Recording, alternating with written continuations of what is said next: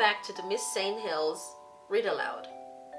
Today, I'm going to read another one of my favorite books, Caps for Sale by Esphyr Slobodkina. There are 3 vocabulary words in this book. The first vocabulary word is monkey business. The second vocabulary word is wares. The third vocabulary word is irritate. Now I'll tell you the definition of monkey business. Monkey business is like silliness or teasing. And a sentence would be, stop with the monkey business and be serious. The next vocabulary word is wares. Wares are things that a peddler sells, like caps. And my sentence would be, he sells wares to make money. The next vocabulary word is irritate. Irritate means to bother or upset someone. And my sentence would be, don't irritate her. It makes her sad. Can you predict what this book is about? Look at the picture. Who's in the tree? What's standing and peeking at the bottom of the trunk of the tree? Okay. Let me tell you what it's about. Caps for Sale is a story about a peddler. One morning when the peddler sits down against the tree to rest, some monkeys takes his hat, his caps. Let's read this book and find out how he gets his caps back. Before I read, don't forget, if you hear a vocabulary word, put your thumb up. Caps for Sale, a tale of a peddler, some monkeys, and their monkey business. Esphyr Slobodkina, told and illustrated by him. Caps for Sale. Caps for Sale, a tale of a peddler, some monkeys, and their monkey business, told and illustrated by Esphyr Slobodkina. This is their dedication page. It's dedicated to Rosalind and Emily G. Once, there was a peddler who sold caps. But he was not like an ordinary peddler, carrying his wares on his back. He carried them on top of his head. First, he had his own checked cap, then a bunch of gray caps, then a bunch of brown caps, then a bunch of blue caps, and on the very top, a bunch of red caps.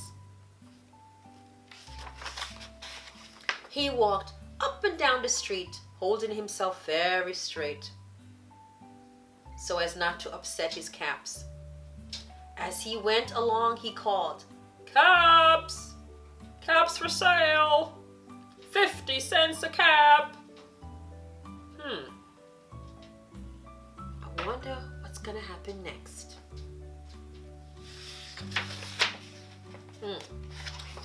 One morning, he couldn't sell any caps. He walked up the street and he walked down the street calling, "Caps!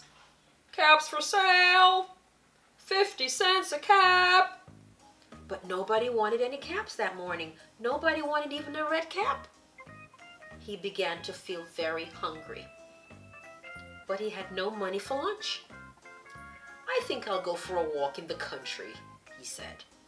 And as he walked out the town, slowly, so as not to upset his caps, he walked for a long time until he came to a great big tree. "That's a nice place for a rest," he thought. And he sat down very slowly under the tree and leaned back little by little against the tree trunk so as not to disturb the caps on his head. Then he put up his hand to feel if they were straight. First, he checked his own cap, then the gray caps, then the brown cap, then the blue caps, and then the red caps. And on the very top,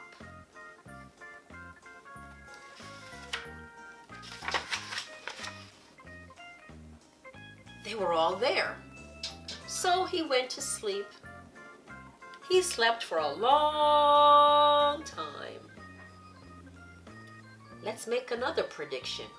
What do you think's going to happen next?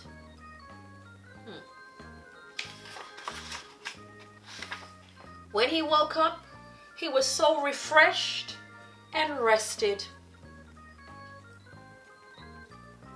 He took a good nap.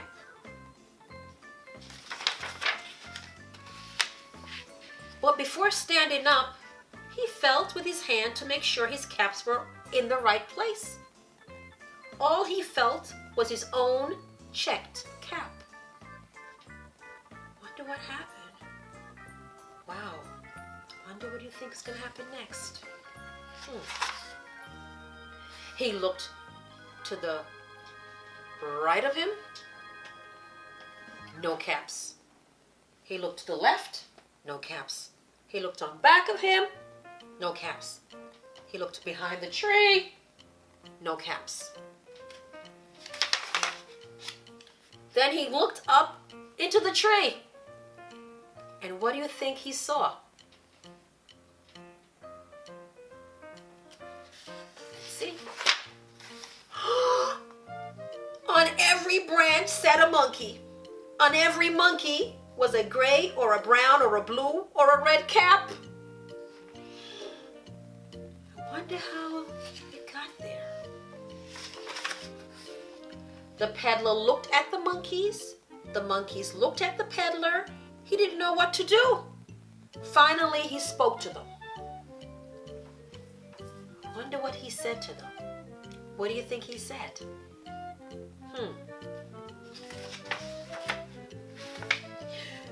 You monkeys, you! He said, finger shaking at them. You give me back my caps! But the monkeys only shook their fingers back to him and said, tss, tss, tss. Wow.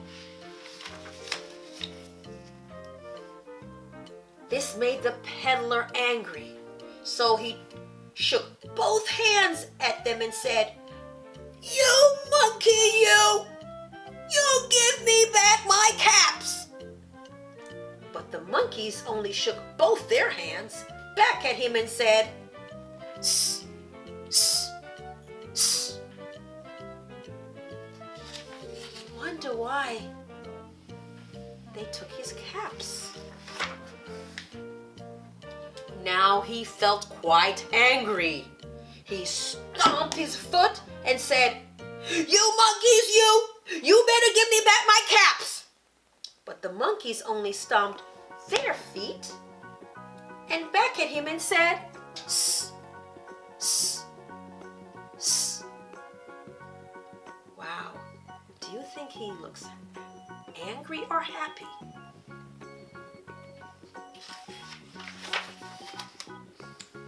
By the time the peddler was really, really angry, he stomped both his feet and shouted, You monkey, you! You must give me my caps!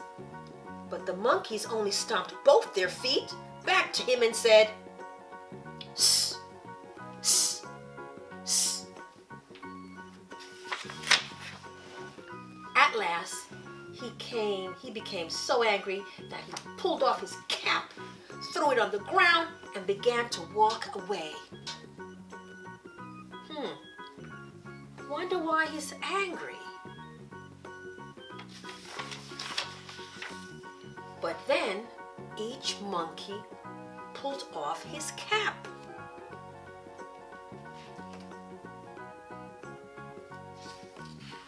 I wonder what's going to happen next. And all the green caps, all the brown caps, and all the blue caps, and all the red caps came flying out of the tree. Look at that.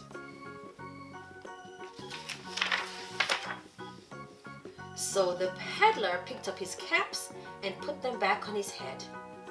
First his own checked cap, then the gray caps, then the brown caps, then the blue caps, then the red caps on the very top. And slowly, slowly, he walked back to town calling, "Caps! Caps for sale! 50 cents a cap!" I wonder how he feels now. I wonder if he feels happy or sad. The end.